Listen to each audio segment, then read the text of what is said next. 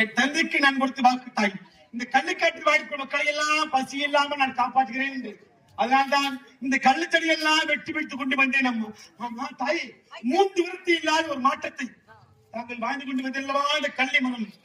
அதை வெட்ட வரும்போது கள்ளி கட்டா என் அருகாமல் வராது என்று ஒரு ஆயுதலை நான் என் மீது அனல் காட்டி வீசியது தாய். அது அறியாமல், அது புரியாமல், அது தெரியாமல் தெரியாமல் செய்துவிட்டேன் தாய்.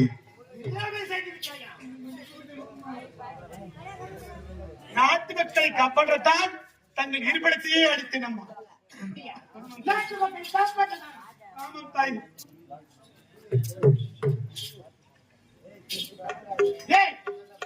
நான் செய்த தவறை மன்னிக்கு விடு தாய், மன்னிக்கு விடு தாய்.